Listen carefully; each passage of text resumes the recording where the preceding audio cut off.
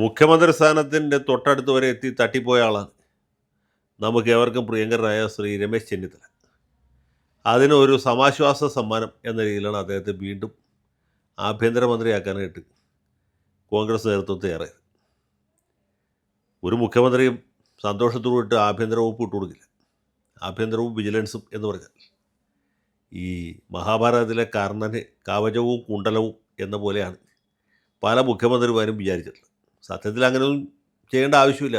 മുഖ്യമന്ത്രിയാണ്, ആഭ്യന്തരമന്ത്രിയാണ്. പക്ഷേ പണ്ട് മുതലേ ഉള്ളൊരു തെറ്റിദ്ധാരണ ഈ ആഭ്യന്തരവും വിജിലൻസും ഉണ്ടെങ്കിൽ മാത്രമേ മുഖ്യമന്ത്രി ശരിക്കും മുഖ്യമന്ത്രി ആവുള്ളൂ എന്നാണ്. അതേതായാലും ഇത്തവണ പാലിക്കപ്പെട്ടിട്ടില്ല. മുഖ്യമന്ത്രിക്ക് ധനകാര്യ വകുപ്പാണ് കൊടുത്തത്, പൊതുഭരണ വകുപ്പും നിയമവകുപ്പും കൂടാതെ. മറിച്ച് ആഭ്യന്തരമന്ത്രിക്കാണെങ്കിൽ വിജിലൻസ് വകുപ്പും കൂടെയുണ്ട്. പ്രധാനപ്പെട്ട വകുപ്പാണ്. പോലീസിനെ ഉത്തരവാദിത്തോട് കൊണ്ടു നടക്കും. അതിനൊരു ഫുൾ ടൈം മന്ത്രി ഉണ്ടാകുന്നതാണ് നല്ലത്. ഞാനത് മുമ്പും പറഞ്ഞിട്ട് ഇപ്പോഴും പറയും. രമേശ് ചെന്നിത്തലയാണെങ്കിൽ വളരെ പ്രാഗൽഭ്യം തെളിയിച്ചിട്ടുള്ള ആളാണ്. കേരള സംസ്ഥാനത്ത് വളരെ കാലം നിയമസഭാ അംഗമായിരുന്നു, ദീർഘകാലം പാർലമെൻറ്റ് അംഗമായിരുന്നു, KPCC പ്രസിഡൻ്റായിട്ട് പ്രവർത്തിച്ചിട്ടുണ്ട്. പിന്നെ ഒരുപാട് പദവികൾ അലങ്കരിച്ചിട്ട് കേരളത്തിൽ തന്നെ നേരത്തെ ആഭ്യന്തരമന്ത്രിയായിരുന്നു, പരിചയമുണ്ട്. കഴിവ് തെളിയിച്ച വ്യക്തിയാണ്. കഴിഞ്ഞ തവണ അദ്ദേഹം ആഭ്യന്തരമന്ത്രി ആയപ്പോഴാണ് ഈ നാട്ടിൽ ഓപ്പറേഷൻ കുബേര എന്ന് പറഞ്ഞ പരിപാടിയാണ്. ഈ വട്ടിപ്പലിശക്കാർക്കെതിരെ നടപടിയെടുത്തു. മുത്തൂറ്റ് ഫിനാൻസ് പോലെയുള്ള വലിയ വലിയ സ്ഥാപനങ്ങൾക്കെതിരായിട്ടൊന്നും നടപടിയെടുത്തില്ല. അതിപ്പോൾ രമേശ് ചെന്നിത്തല വിചാരിച്ചാലും നടക്കുകയില്ല. പക്ഷേ ഈ ചെറുകിടക്കാരെ കുറേ പേരെ പൂട്ടാൻ പുള്ളിക്ക് പറ്റി. കൊള്ളപ്പലിശയ്ക്ക് പണം കടം കൊടുക്കുക, എന്നിട്ട് കിടപ്പാട് എഴുതി മേടിക്കുക, ആളുകളെ ആത്മഹത്യയിലേക്ക് തള്ളിവിടുക. ഈ പ്രവണതയ്ക്കെതിരായിട്ട് രമേശ് ജി വളരെ കർക്കശമായ നിലപാട് സ്വീകരിച്ചു. കുറേ പലിശക്കാരെ പൂട്ടി എന്നുള്ളതാണ് ചരിത്രം. ഇത്തവണ പുള്ളി നോട്ടം വെച്ചിട്ടുള്ളത് ഈ മയക്കുമരുന്ന് വ്യാപാരികൾക്കെതിരായിട്ടാണ്. മയക്കുമരുന്ന് എന്ന് പറയുന്നത് വളരെ അപകടകരമായിട്ടുള്ളൊരു കാര്യമാണ്. മയക്കുമരുന്നിനോട് താരതമ്യം ചെയ്യുമ്പോൾ മദ്യപാനമൊക്കെ നിസ്സാരമാണ്. പക്ഷേ നമ്മുടെ നാട്ടിൽ ഈ മയക്കുമരുന്ന് ഇപ്പോൾ വളരെ സുലഭമായിട്ട് കിട്ടുന്നുണ്ട്.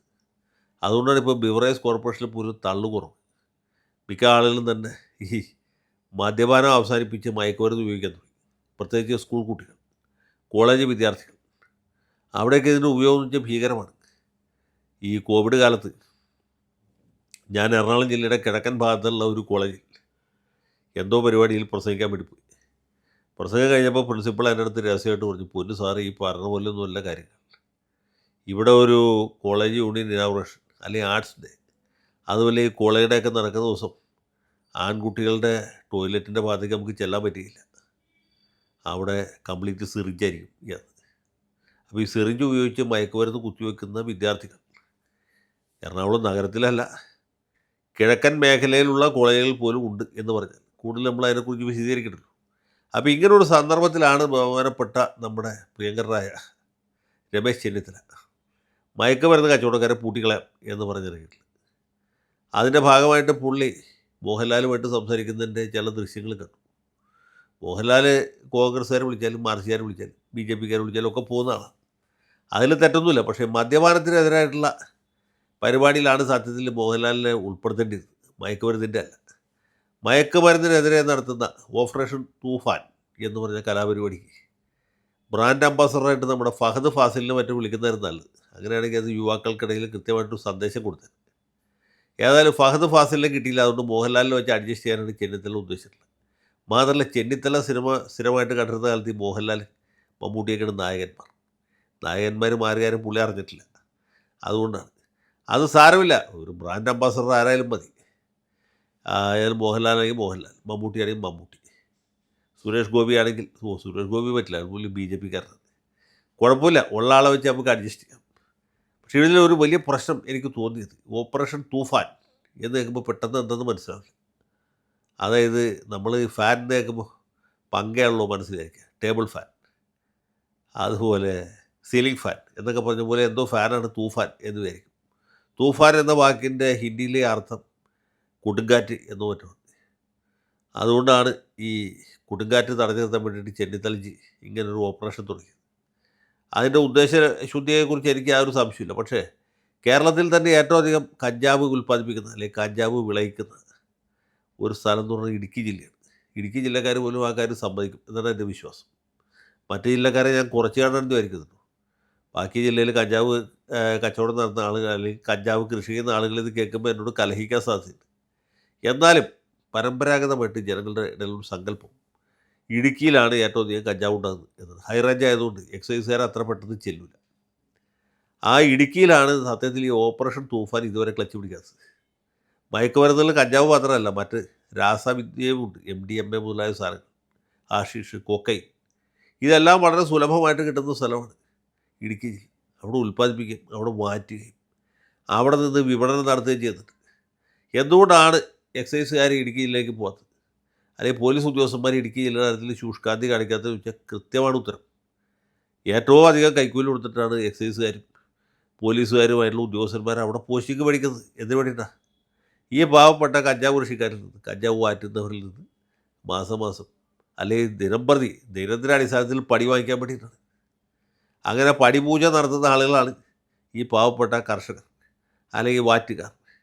അവരിൽ നിന്ന് എന്തെങ്കിലും നക്കാപ്പിച്ച മേടിച്ച് ജീവിക്കുന്നവരുടെ എക്സൈസുകാരും പോലീസുകാരും. അത് ഇടുക്കി ജില്ലയുടെ ഒരു പ്രത്യേകതയാണ്. അങ്ങനെ ഉള്ളൊരു സ്ഥലത്ത് ഈ റെയ്ഡ് വരുന്നതിന് മുമ്പ് തന്നെ കാര്യം കഞ്ചാവ് കൃഷിക്കാരറിയും, അതുപോലെ കഞ്ചാവ് കച്ചവടക്കാരറിയും, കഞ്ചാവ് ലോബി, കഞ്ചാവ് റാക്കറ്റ് അറിയും. മാത്രമല്ല മിക്കവാറും രാഷ്ട്രീയ നേതാക്കന്മാർക്കും ഇടുക്കി ജില്ലയിൽ കഞ്ചാവ് ബിസിനസ്സുമായിട്ട് പ്രത്യക്ഷമായിട്ടും പരോക്ഷമായിട്ടും ഉള്ള ബന്ധമുണ്ട്. പല നേതാക്കന്മാരും ഈ കഞ്ചാവിൻ്റെ പേരിൽ തൂലികാനാമത്തിൽ അറിയപ്പെടുന്നവർ കൂടിയാണ്. ഞാനിപ്പോൾ ഏതെങ്കിലും ഒരു നേതാവിൻ്റെ പേര് പറഞ്ഞാൽ ബാക്കി നേതാക്കന്മാർക്ക് വിഷമവും, അതൊന്നും പറയാനില്ല. ഞാൻ പണ്ട് കേട്ടിട്ടുള്ളത്, ഇപ്പോഴല്ല, ഒരു 10-20 കൊല്ലം മുമ്പ് കേട്ടിട്ടുള്ളത്, ഇടുക്കി ജില്ലയിൽ കഞ്ചാവ് ലോബിയുമായി അല്ലെങ്കിൽ മദ്യ ലോബിയുമായി ബന്ധമില്ലാത്ത ഒരേ ഒരു നേതാവുള്ളത് സുലൈമാൻ റാവുത്തരാണ് എന്നത്. ഇപ്പോൾ വേറെ വല്ല നേതാക്കന്മാർക്കും ഈ ബന്ധമില്ലാതെ ഉണ്ടോ എന്നെനിക്കറിയില്ല. പക്ഷേ മിക്കവർക്കും തന്നെ ഉണ്ട്. അത് കോൺഗ്രസ്സുകാർക്കും ഉണ്ട്, മാർക്സിസ്റ്റുകാർക്കും ഉണ്ട്, BJPക്കാർക്കും ഉണ്ട്, ലീഗുകാർക്കും ഉണ്ടാകണം എന്ന് ഞാൻ വിചാരിക്കുന്നു. ഉണ്ടാകുമെന്ന് എനിക്ക് ഉറപ്പില്ല. ലീഗ് ആയതുകൊണ്ട് എനിക്ക് ഉറപ്പ് പറയാൻ പറ്റില്ല. ബാക്കി എല്ലാ പാർട്ടിക്കാർക്കും ഉറപ്പാണ്, തീർച്ചയായിട്ടും ബന്ധമുണ്ട്. കഞ്ചാവ് ലോബിയുമായി ബന്ധമില്ലാത്ത നേതാക്കന്മാർ ഇടുക്കി ജില്ലയിൽ അപൂർവത്തിൽ അത്യപൂർവമാണ്. സുലൈമാൻ റാവുത്തരെ പോലെ ആരെങ്കിലും ഉണ്ടെങ്കിൽ ഉണ്ട്, ഇല്ലെങ്കിൽ ഇല്ല, അത്രേ ഉള്ളൂ. ഇങ്ങനെയുള്ള ജില്ലയിൽ ഈ ചെന്നിത്തലയുടെ തൂഫാൻ മടിച്ചു നിൽക്കുകയാണ്. എറണാകുളം ജില്ലയിൽ തൂഫാനുണ്ട്, പത്തനംതിട്ട ജില്ലയിലുണ്ട്, തൃശ്ശൂർ ജില്ലയിലുണ്ട്. പക്ഷേ ഇടുക്കി ജില്ലയിൽ ആ തൂഫാൻ്റെ ഈ കൊടുങ്കാറ്റ് എന്ന് പറയുമ്പോൾ ഏതാണ്ട് മന്ദസമീരനായിട്ട് മാറിയിരിക്കുകയാണ്, ഇളം കാറ്റായി മാറിയിരിക്കുകയാണ്. കാരണം 5 ഗ്രാം 6 ഗ്രാം കഞ്ചാവൊക്കെയാണ് ഓരോ ദിവസവും പോലീസുകാർ വളരെ വിഷമിച്ച് പിടിക്കുന്നത്. അതൊക്കെ പിടിക്കപ്പെടുന്ന പാട് എത്രയാണെന്ന് അവർക്ക് തന്നെ അറിയുള്ളൂ. കാരണം ഏത് നേതാവിൻ്റെ ബിനാമിയാണ് എവിടെ കച്ചവടം നടത്തുന്നതൊക്കെ പോലീസുകാർക്ക് അറിയാം. അവരെങ്ങാനും കയറി പിടിച്ചാൽ പിറ്റേ ദിവസം തലയിൽ തൊപ്പി ഉണ്ടാവില്ല, അല്ലെങ്കിൽ അടുത്ത മാസം ശമ്പളം കാസർഗോഡ് ജില്ലയിൽ നിന്ന് മേടിക്കേണ്ടി വരും. അതുകൊണ്ടാണ്, അല്ലാതെ പോലീസുകാർ പേടിച്ചിട്ടൊന്നുമല്ല, ഒരു ഭയം, അത്രേ ഉള്ളൂ. അപ്പോൾ ബഹുമാനപ്പെട്ട ചെന്നിത്തല സാർ ഈ വിഷയം ഒന്ന് പരിഗണിക്കും എന്ന് ഞാൻ വിചാരിക്കും. ഇടുക്കി ജില്ലയിൽ നിന്നുള്ള ഒരുപാട് ആളുകളുടെ ഇൻപുട്ട് വെച്ചിട്ടാണ് ഞാനിത് ചെയ്യുന്നത്. അല്ലാതെ ഞാൻ ഇടുക്കി ജില്ലയിൽ താമസക്കാരനല്ല, എങ്കിലും അവിടെ നടക്കുന്ന കാര്യങ്ങളൊക്കെ എനിക്ക് ഏകദേശം അറിയാം. അതുകൊണ്ടാണ്. അപ്പോൾ സർക്കാരിൻ്റെ സത്വര ശ്രദ്ധ ഇക്കാര്യത്തിൽ പതിയണമെന്നും ഇടുക്കി ജില്ലയിൽ ഉൽപ്പാദിപ്പിക്കുന്ന കഞ്ചാവിൻ്റെ 10-1 ഭാഗം വേണ്ട, 100-1 ഭാഗമൊക്കെ പിടിക്കുന്നതുകൊണ്ട് വലിയ തെറ്റില്ല എന്നാണ് എൻ്റെ ഒരു എളിയ അഭിപ്രായം. ജയ് ഹിന്ദ്.